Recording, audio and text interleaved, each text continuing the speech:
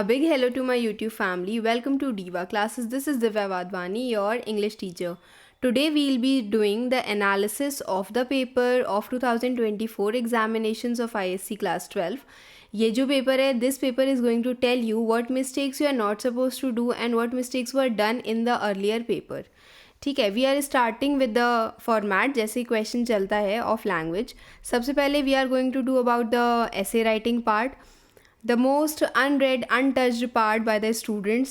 So this is of 400 to 450 words and you have to write in any of those passages, any of these essays. Now we are not going to solve it. हम सिर्फ ये देखेंगे इसमें जितना भी functional grammar और जितने भी पोर्शंस हैं हम लोग इसको सॉल्व नहीं करेंगे अभी. You all know the paper, you people have given your half yearlies, your pre-boards, first pre-board, second pre-board. तो आपको पैटर्न पता है. हम सिर्फ यहाँ पर ये डिस्कस करेंगे कि इस पर्टिकुलर सेक्शन में कौन सी मिस्टेक्स हैं जो आपको नहीं करनी है and what things you need to keep in your mind. Okay, तो सबसे पहला ऐसे, you have attended the wedding of a close relative and it was your first family gathering after the pandemic, means COVID-19. You have to describe the excitement. Now whenever you are going to attempt this essay, you need to remember कि ये आपका एक descriptive ऐसे वो essays होते हैं जो आपको ये बताते हैं कि आपको हर kind of sense, your listening sense, seeing sense, your sense of touch, all 5 kinds of sense को आपको describe करना है. तो you have to describe the excitement of meeting all the family members. आप कितने खुश थे, that you have to tell. venue वहाँ का कैसा था, जो food that was served, sense of taste वो कैसा था, and what were the celebrations that followed. ठीक है, तो ये एक क्वेश्चन है. अब इसका हम लोग एनालिसिस पढ़ेंगे. नाउ द क्वेश्चन सेज कि ये जो क्वेश्चन है, it was required to discuss, क्या क्या चीज़ें उसमें डिस्कस करनी थी. Now these are the comments from the examiner ने जब ये कॉपीज़ चेक की थी प्रीवियस ईयर तो उन्होंने क्या चीज़ समझी, what things in case you are attempting descriptive essays, तो आपको वो चीज़ें नहीं करनी है. You have to explain the wedding of a close relative during the pandemic. Now many candidates fail to include the crucial words जैसे कि wedding, close relatives and pandemic. Now these are the keywords, so obviously जो ऐसे में दिया है वो आपको use करना ही है. Additionally, they overlooked essential सब टॉपिक्स, जो छोटी छोटी सी चीज़ें इसमें बताई गई थी आपको एक्सप्लेन करने के लिए. Excitement, the venue, the food, the celebrations, ये सारी चीज़ें आपको एक्सप्लेन करनी थी. You have to give equal importance to each of these topics. A significant number of candidates neglected to elaborate the chosen venue. जो वेन्यू आपसे बोला गया था कि मैंने कहा ना कि आपको सेंस यूज़ करना है, सेंस ऑफ साइट, कि वो आपको देखने में वेन्यू कैसा लग रहा था. There the descriptions of celebrations was not always relevant to the wedding context. Wedding से रिलेटेड सेलिब्रेशंस नहीं बताए गए थे या डेकोरेशंस नहीं बताए गए थे. Instead of focusing on the joyous occasion, some answers veered off the track to the unnecessary elaboration of COVID-19 and effects. मतलब कि कुछ जहाँ हमें डिस्क्रिप्टिव ऐसे में हमको क्लोज रिलेटिव की वेडिंग बतानी है, वहाँ पर हमने उस टॉपिक से शिफ्ट होकर के पेंडेमिक या COVID-19 के बारे में बताने लगे, जो ये भी आपको नहीं करना है. Okay, moving to the next question. Now, during the summer break, you joined a group of young people who read to the elderly at a senior citizen's home. Narrate your experience of reading to the elderly and the interactions you had with them. How did this experience impact you? Now, during the summer break, you joined a group of young people. आप कुछ young people के group में थे who read to the elderly at a senior citizen's home. Senior citizen को home में वो यहाँ पर थे. You have to narrate your experience. Now, this is your narrative essay. ठीक है. नाउ नैरेटिव एसेज का एक मेन जो बेसिक चीज़ जो कीवर्ड आप यहाँ पर समझ सकते हो वो ये होता है कि आपको जितने भी इवेंट्स होते हैं वो सीक्वेंशियल वे में बताने होते हैं. डिस्क्रिप्टिव में आप हर एक चीज़ को डिस्क्राइब कर रहे होते हो. यहाँ पर you don't have to describe कि what you are doing there. आपको ये बताना है कि ये हुआ फिर इसके बाद ये हुआ. एक स्टोरी लाइन के जैसे वो मूव करता जाता है. ओके, तो the question, the things that you don't have to do. Few candidates attempted this question and managed to score well. The questions had 3 subparts. The experience of reading to the elderly, आप कुछ भी वहाँ पर anything you are reading there. The interactions with them, आपकी उनसे क्या बातें हुई और इस एक्सपीरियंस का क्या इम्पैक्ट हुआ. Most candidates focused on the interactions and the impact. Additionally, some candidates could not relate to the concept of senior citizens home. मतलब वो उस चीज़ को रिलेट नहीं कर पाए कि हम सीनियर सिटीजन के होम पे हैं. Several moralized about how children leave their parents in such home. और ये चीज़ भी आपको नहीं करनी कि अगर आपका ऐसे जो है वो इस ट्रैक पर है कि आपको बस ये बताना है कि आपको वहाँ पर उसका इम्पैक्ट कैसे हुआ when you are at senior citizens home, वो आपको बताना है. आपसे नहीं पूछा गया कि आपको मॉरल टर्म्स में बताना है कि childrens have left their parents to these homes. These things are not required at all. Okay, so these things should not be done. Then the third question says that cooking should be made compulsory subject in the higher classes. You have to tell for or against. Now again, for and against means this is your argumentative essay. बहुत बार I have told you about these argumentative essays that whenever you are attempting this is my favorite kind of essays जो मैं हमेशा attempt करती थी being an ISC student. You have to stick to one topic. Advantages, disadvantages नहीं लिखने होते हैं. You have to write your own, take your own stand, explain the meaning, explain the illustrations or examples of it, and जो आप मतलब arguments पेश कर रहे हो वो पेश करो. बट इसके अलावा you don't have to tell any sort of कि हाँ अच्छा अगर ये नहीं हुआ तो ये भी चीज़ अच्छी है, अच्छा बुरा नहीं बताना है आपको इसका. So these are argumentative. Now moving towards the part of this जिसमें बोला गया कुकिंग कि whether it should be introduced as a subject in higher classes और नॉट. तो फॉर एंड अगेंस्ट में बताना था. At least 4 valid arguments should be there कि क्यों, why. You can tell example, you can tell statements and you need to elaborate that. ठीक है. Few candidates addressed cooking as a subject in higher classes and presented valid arguments, no doubt. Then कि compulsory होना चाहिए या फिर optional होना चाहिए. Then many candidates discuss cooking as a general skill that everyone should learn. यही तो चीज़ नहीं पूछी गई थी ना आपसे. यू आर नॉट आस्क्ड कि कुकिंग इज़ नेसेसरी और नॉट. आपसे क्या पूछा गया है कि जो स्टेटमेंट है वो आपसे क्या बोल रही है कि कुकिंग को हमें हायर क्लासेस में इंट्रोड्यूस करना चाहिए कि नहीं, 11th-12th में इंट्रोड्यूस करना चाहिए कि नहीं करना चाहिए. Either yes, write the statements, either no, write the statements. Then some provided ambiguous statements या moderate views. बहुत strong views आपको लेने कि हाँ, if it is yes, tell the argument. If it is no, tell the argument. And several points were repetitive. This is also not required. Okay. Then the next question is music. Now this is your kind of expository essay जिसमें एक topic दिया है. You have wider view in it. Whatever you wish to write, just write it there.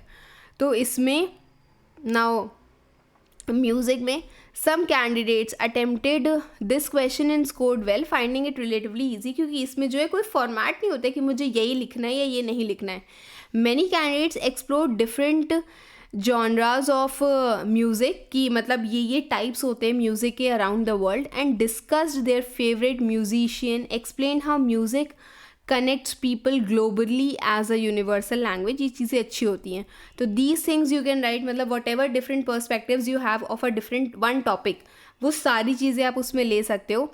However कुछ candidates है they wrote entire songs in a vernacular language, copied the comprehension passage, summarized the singing lesson, and we are the music makers. मतलब जो उस time का जो भी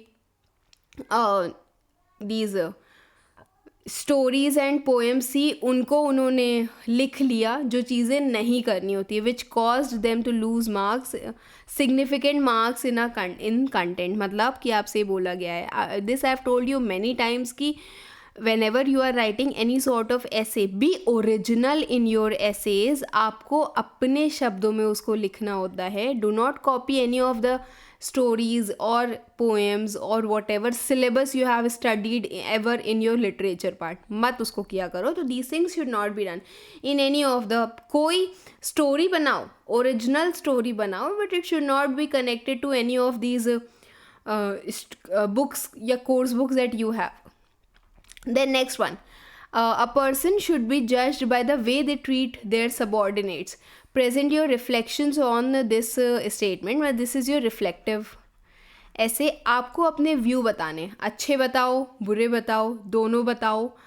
You have to tell about the any part, कोई amusing सी छोटा सा किस्सा, स्टेटमेंट, कोई स्टोरी आप बता सकते हो बट स्मॉल, उसका हिस्सा होना चाहिए, वो पूरी नहीं होनी चाहिए. Okay, and you have to tell your views on it कि आप इसके बारे में क्या समझते हो. This you have to tell कि पर्सन जो है it is judged by the ways वो अपने सबॉर्डिनेट्स को कैसे ट्रीट करता है.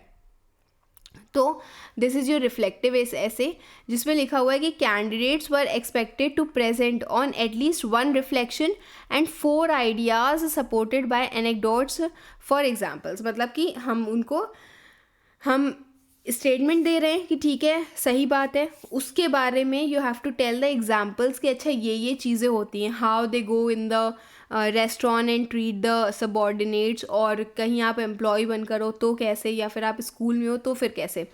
This was a higher order question. ये माइंड आपका थोड़ा और आपके क्लास 12 के लेवल से ज़्यादा जाना चाहिए. And not many candidates attempted it या फिर succeed in presenting their reflections. Most candidates were unfamiliar with the term subordinate, that is definitely the ranking.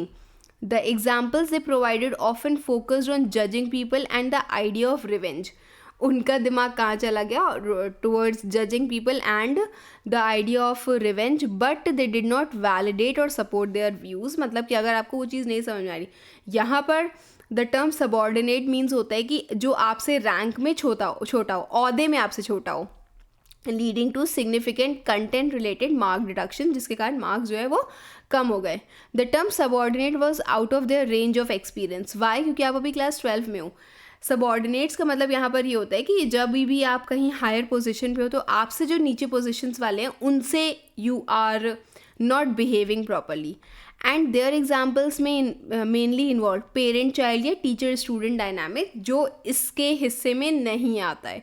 ठीक है, तो इसीलिए कहते हैं कि see you have to write the questions as, मतलब एसेज जो है वो एज अप्रोप्रिएट होने चाहिए. आप अपने दिमाग के हिसाब से लिखते हो because you are in class 12.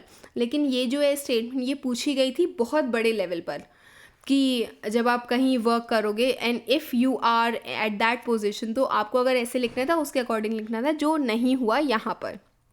तो this you are not supposed to do.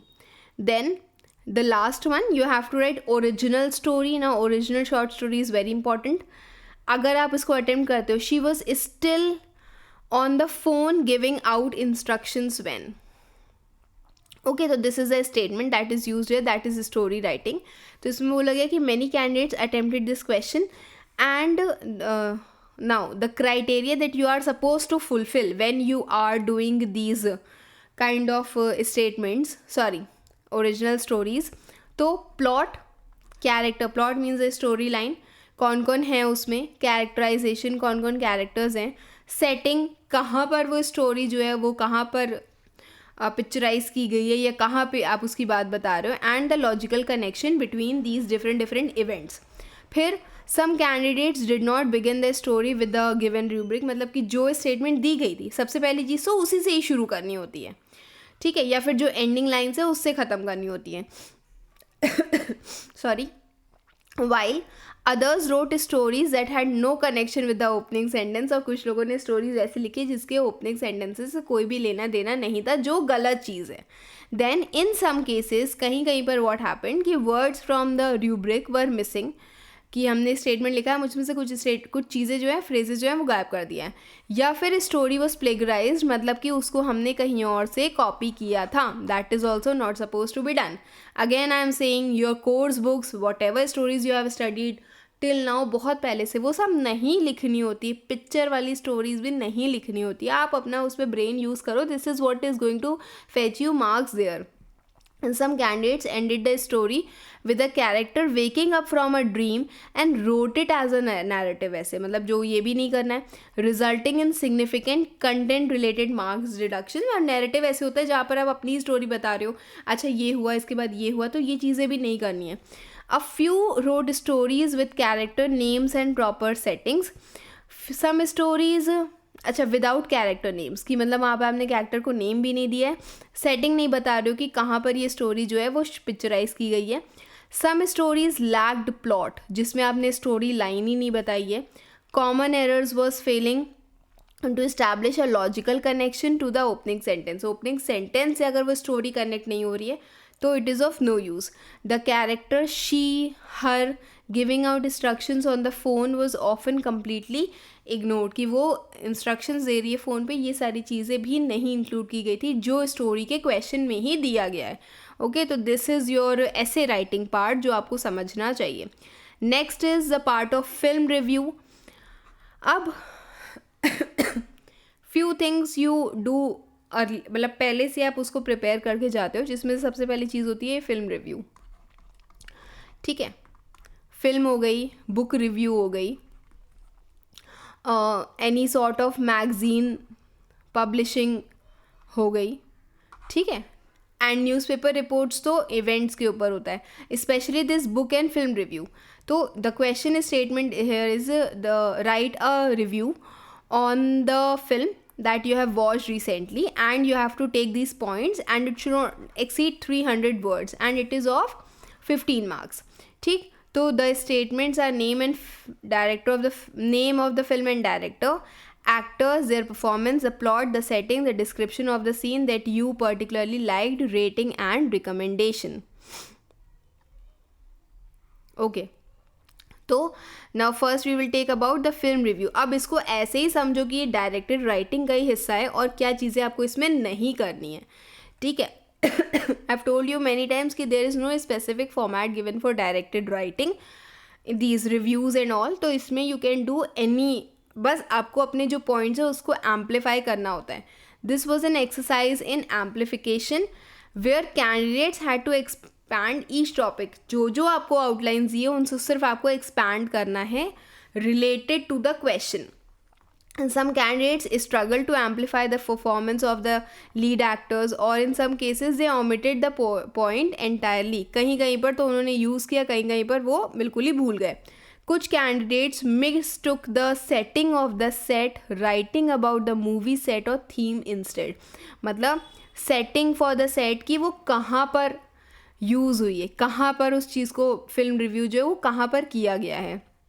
The description of the scene, why they liked it was often ignored, कि क्यों, मतलब एनी सीन का छोटा सा हिस्सा you can describe, why it was liked, क्यों आपको वो चीज़ पसंद आई ये आपको बताना था, कोई मैसेज वो दे रही थी ये भी बताना था. Several candidates wrote a pre prepared review. आप पहले से कोई फिल्म रिव्यू प्रिपेयर करके आए थे, वो आपने इसमें लिख दिया. You have missed the required points, कि जो उसमें चाहिए था. क्वेश्चन में कुछ और पूछा गया है that you have not seen, and you have written the things जो आपने ऑलरेडी प्रिपेयर की थी. This is also wrong. Some elaborated on the plot and the story in detail. कुछ लोगों ने प्लॉट या स्टोरी को इतना डिटेल में पूरी समरी उठा करके लिख दी हो, and then you are neglecting the other relevant aspects जो पूछे गए थे. एडिशनली सम कैंडिडेट्स मिसटुक और wrote book reviews and school reviews instead of film reviews, जो ये भी बहुत गलत है. ठीक है, देन नेक्स्ट थिंग, अब इसमें कुछ चीज़ें जो आपको समझनी चाहिए, अदरवाइज सो ऐसे वाला पार्ट तो I have not taken. Now here what things you need to remember is कि ample examples you should have about directed writing. Now your holidays would have begun. तो अब यहाँ से लेकर के डायरेक्टेड राइटिंग के जितने भी examples you get, just practice it wherever, whatever you get, you practice it. Mention of points, instruct the students to avoid digressions and unnecessary verbosity. मतलब कि इस पे वर्ड्स मत यूज़ करो ज़्यादा, जो पॉइंट उसे बोला गया उसको एक्सप्लेन करो. ठीक है, then using prepared answers for this question as the responses may not align with the guidelines. यहाँ पर ये चीज़ बोली गई है कि अगर स्टेटमेंट में कुछ पूछा गया है तो उसको लिखो. हम जो प्रिपेयर करके आए हैं that is a different thing. उससे उसको साथ में मिक्स करो, बट ये नहीं है कि हमने प्रिपेयर कुछ किया है हम वही लिखेंगे एज फॉर्मेट, और ये जो पॉइंट्स हैं हम उसको मिस कर देंगे. These things should not be done. Okay, then next is the part of proposal writing, जो यहाँ पर बोला गया है. Proposal writing that says that as a member of the student council of ABC school, you wish to start a laughter club. To develop the appreciation of humor among students, you have to write the proposal in not more than 150 words, outlining the steps you would take to make this club a success. ठीक, तो this is of 10 marks, जिसमें आपको 15 words का 10 marks जिसमें आपको 150 words का लिखना होता है. Now this was done nicely.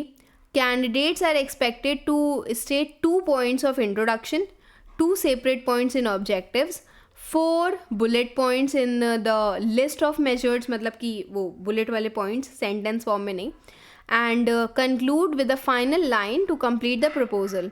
Some candidates only mentioned 1 point in introduction, जो नहीं करना है. 2 point मतलब 2 points. Others were confused with the list of measures with the objectives. ये भी नहीं करना है, अलग अलग चीज़ें होती हैं ना. I have explained you. Proposal writing के there are many videos. You can search it in the playlist of English language. We have already done phrasal verbs, transformation. वो मैंने अलग playlist में डाला है. That is grammar. तो go check, search whatever queries you have. Do mention it there. Okay. तो list of measures को objective से अलग रखो भाई. लिस्ट ऑफ मेजर्स मतलब होते हैं कि इससे रिलेटेड क्या क्या पॉइंट्स हैं, कि हमको ये कहाँ पर ये होगा, क्या एक्टिविटीज़ हैं, क्या फ़ीस है, कौन उसमें इन्वॉल्व है इस क्लब में, ये सारी चीज़ें लिस्ट ऑफ मेजर्स में आती हैं. Resulting in a loss of both sections. In some cases entirely different format was used, जो बिल्कुल ही मेल नहीं खाते, क्योंकि काउंसिल ने इसका फॉर्मेट तो स्पेसिफिकली दिया हुआ है with headers and benefits featured as subheadings, जो ये सब नहीं करना है. Use of incomplete sentences, words, phrases also led to loss of marks. This is the format of proposal writing.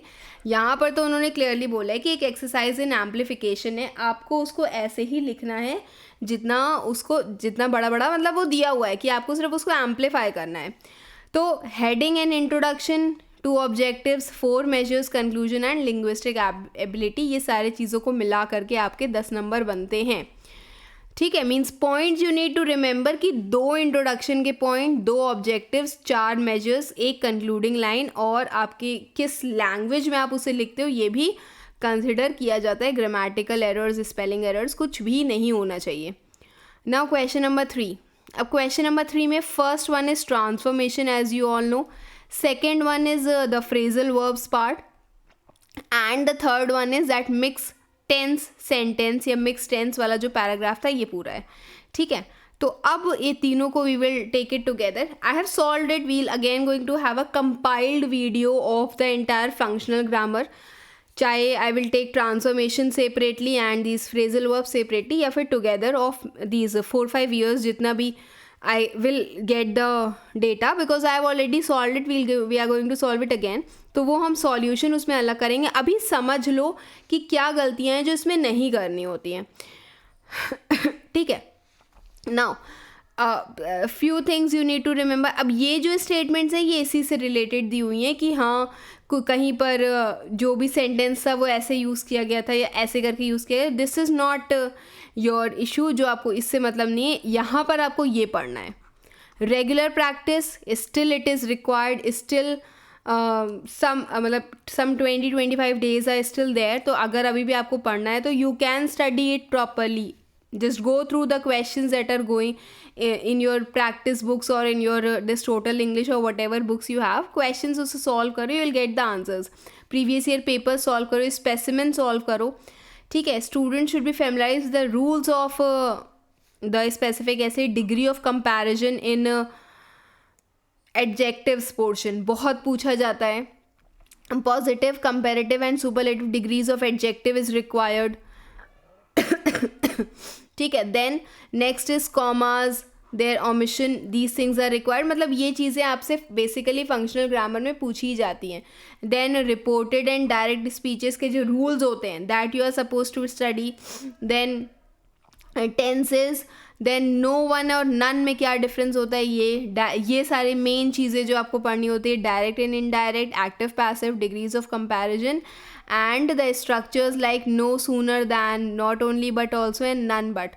तो ये सारी चीज़ें you need to study. Then phrasal verbs जैसे कि jump at, jump for, jump to, keep in, keep out, keep back, ये जितने भी है the phrasal verbs का we'll have a separate session that I'm going to post it soon.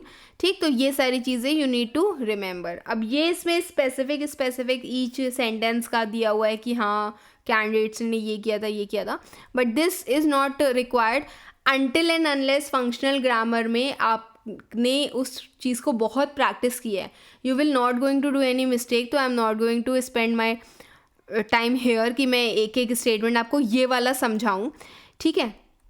तो this we will do it separately, जिसमें हम लोग सिर्फ क्वेश्चंस करेंगे। अब हम आते हैं कॉम्प्रिहेंशन के पार्ट पे ना। कॉम्प्रिहेंशन में what things you are suppose to do is, सबसे पहला इज एक मीनिंग दी हुई है, फाइंड द वर्ड्स, ठीक है, जिसका you have to find the word from the passage, ये सबसे पहले वाले थे। सेकेंड वाला क्या था कि you have to write the find the statements from these options given below, जो अनचेंज इन फॉर्म है, मतलब रो है तो वो रो ही रहेगा, वो रो से आईएनजी ईडी कुछ नहीं होगा, ठीक, unchanged in form but with a different meaning. And third one is जिसमें आपको क्वेश्चन आंसर्स दिए होते हैं और समरीज दी होती है। ये question answers of 2 to 2 marks and the summary that you have to write, that is your precis writing of 100 words. Okay, तो अब ये सुनो, इसमें what things you need to remember. सबसे पहला इज अ क्वेश्चन जिसमें आपको मीनिंग साइन करनी है। Several candidates lost marks because they could not identify the correct word, so that is identification is very much required.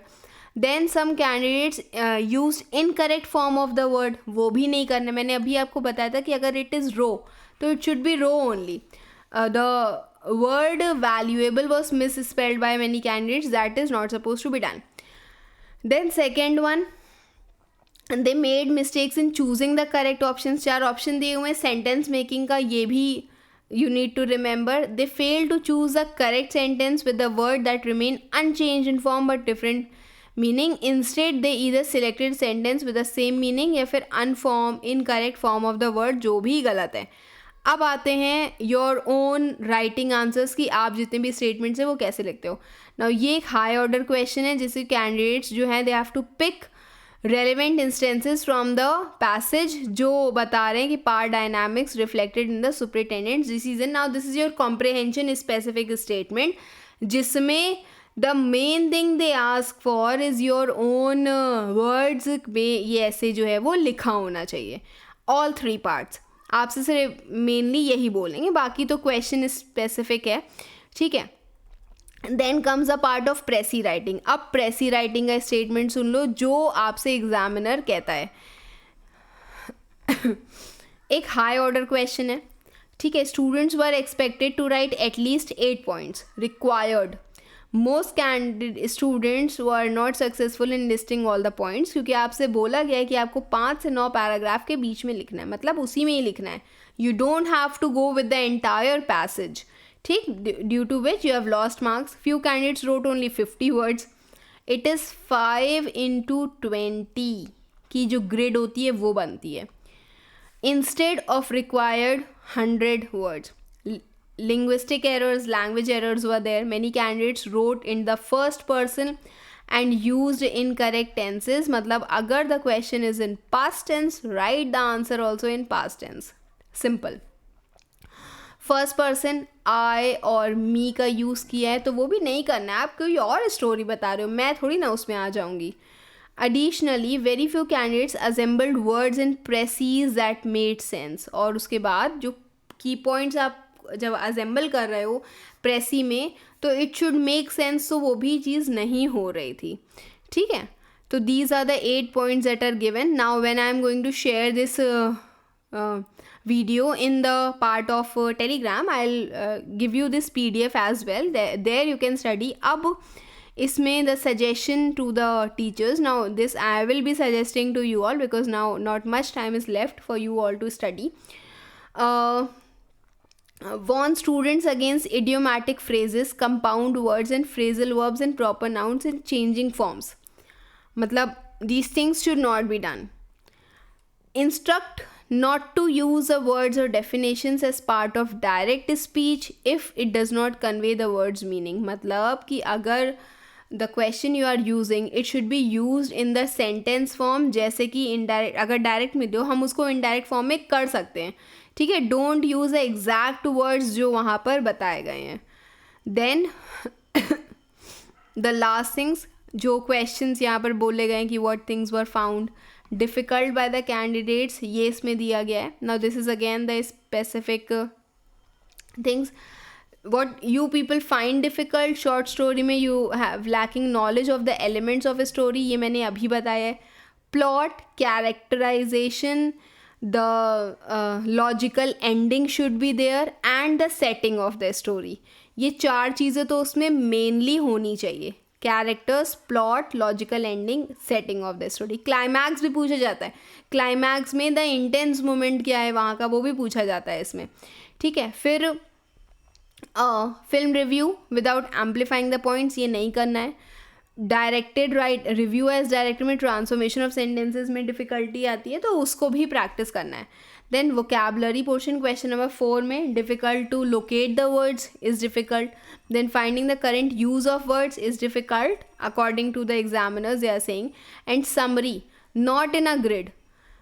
जो चीज़ें नहीं मिली हैं and we expect and everyone expects you to do it well. Grid में वो चीज़ नहीं थी तो उसको ग्रिड में बनाओ. प्रेसी writing is always in the grid. उसको समरी समझ करके नहीं लिख देना है. Irrelevant points not required. Writing more than 100 words ये भी मत करो. Not following what the question demands. Question जो पूछ रहा है वो लिखना है ना आंसर में, तो वो भी नहीं कर रहे हो. And not adhering to the paragraphs given. हमने बोला है कि 5 to 9 पैराग्राफ्स में से ढूंढना है कॉम्प्रिहेंशन के, तो उसी में से ढूंढो. Okay.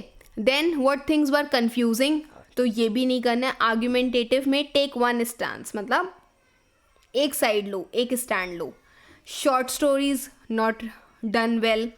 Rules regarding structures in question number 3, तो that comprehend the part of functional grammar, so this is also needs to be practiced. And inability to pick the correct answer for vocabulary, ये आपका comprehension वाला section है. ठीक है. now suggesting the candidates, whatever suggestions you can take, do take it please. Practice previous year papers. You go through the playlist, you will find multiple videos on PYPs that have been solved, done of all the things, all the concepts I've taken, even essay writings also. ठीक.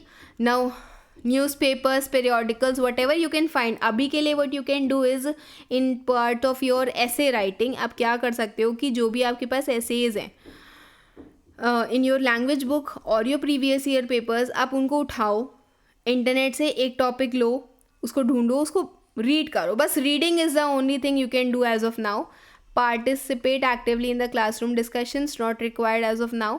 Then writing essays and reviews consistently, कि हाँ थोड़ा थोड़ा करके, अगर आप थोड़ा थोड़ा भी एक टॉपिक पर हमने रीड किया, हम 10 मिनट भी अगर उसमें लिख दे रहे हैं, then also it will work.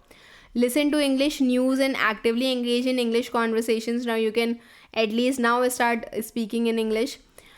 Practice grammar exercises, it is required yet. Okay. And practice grammar and composition.